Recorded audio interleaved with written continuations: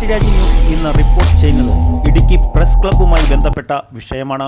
ചില പത്രപ്രവർത്തക യൂണിയന്റെ പേരിൽ ഏകപക്ഷീയമായ ചില തീരുമാനങ്ങളാണ് ഇവിടെ നടപ്പാക്കിക്കൊണ്ടിരിക്കുന്നതെന്ന് പറയാതെ വയ്യ. വേലി തന്നെ വെളിവ് തിന്നുന്ന ഒരു ശൈലിയാണ് ഇവിടെ പിന്തുടർന്നുകൊണ്ടിരിക്കുന്നത്.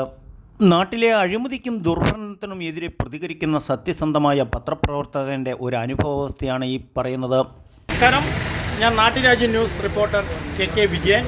ഞാനൊരു പ്രധാനപ്പെട്ട കാര്യം പറയുകയാണ്. ഞാൻ തൊടുപുഴയിൽ പത്രമാധ്യമ പ്രവർത്തനം തുടങ്ങിയിട്ട് 25 വർഷമാണ്. ഈ ഇടുക്കി പ്രസ് ക്ലബ്ബ് ഉണ്ടായപ്പം തൊട്ട് നമ്മളിവിടെ ഇതിനുവേണ്ടി പത്രമാധ്യമങ്ങളിൽ വിവിധ മാധ്യമങ്ങളിൽ വർക്ക് ചെയ്തിട്ടുള്ളതുമാണ്. ഇപ്പോൾ വാർത്താധിഷ്ഠിത പരിപാടി സത്യസന്ധമായി റിപ്പോർട്ട് ചെയ്യാനായിട്ട് ഞാൻ സ്വന്തമായിട്ടൊരു യൂട്യൂബ് ചാനൽ തുടങ്ങി 2 വർഷമായി. നിരവധി പേര് തൊടുപുഴയിൽ അതിൽ വ്യൂവേഴ്സുണ്ട്, കാണാറുമുണ്ട്. പക്ഷേ ഇന്ന് വിവാദമായ ചെയർമാൻ്റെ പത്രസമ്മേളനം എടുക്കാൻ വന്നപ്പം പ്രസ് ക്ലബിൻ്റെ ഭാരവാഹികൾ പറയുന്നത് ഓൺലൈൻ ചാനലിന് ഇവിടെ പ്രവേശനമില്ല എന്നാണ്. ഇത് ആർക്ക് വേണ്ടിയിട്ടാണ് ഇതിവിടെ സ്ഥാപിച്ചിരിക്കുന്നത് അറിയില്ല. ഈ കഴിഞ്ഞ ദിവസം കളക്ടർ വന്ന നിരവധി പ്രശ്നങ്ങൾ ഇവിടെ ഉന്നയിച്ചതാണ്. സത്യസന്ധമായിട്ട് ജനങ്ങളിൽ വാർത്ത എത്തിക്കാൻ വന്നവർക്ക് ഇവിടെ പ്രവേശനം നിഷേധിക്കുകയാണ്. ഇത് പൊതുജനങ്ങൾ അറിഞ്ഞിരിക്കണം.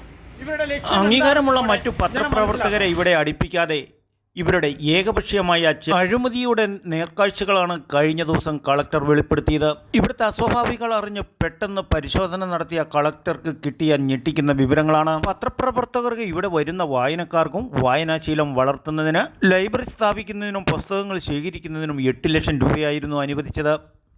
കളക്ടറുടെ പരിശോധനയിൽ ഒരു മാസിക വരെ കാണാൻ സാധിച്ചില്ല. പുസ്തകങ്ങളെല്ലാം വീടുകളിൽ കൊണ്ടുപോയിരിക്കുകയാണെന്നാണ് പ്രസ് ക്ലബ് ഭാരവാഹികളുടെ മറുപടി ഉണ്ടായത്.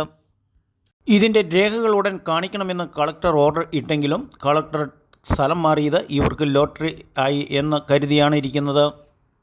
കൂടാതെ വാഹനങ്ങൾ അനധികൃതമായി പാർക്ക് ചെയ്ത് ഇട്ടിരിക്കുന്നത് ഇവിടെ വരുന്ന പത്രപ്രവർത്തകർ തന്നെയാണ്.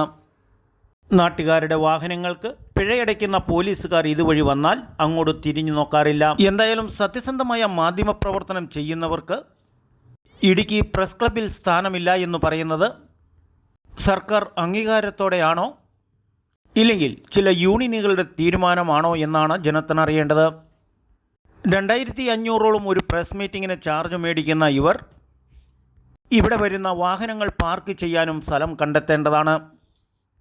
നാട്ടുരാജ്യ ന്യൂസിനു വേണ്ടി ക്യാമറയാൻ റിപ്പോർട്ടിംഗ് തൊടുപുഴയിൽ നിന്നും കെ വിജയൻ.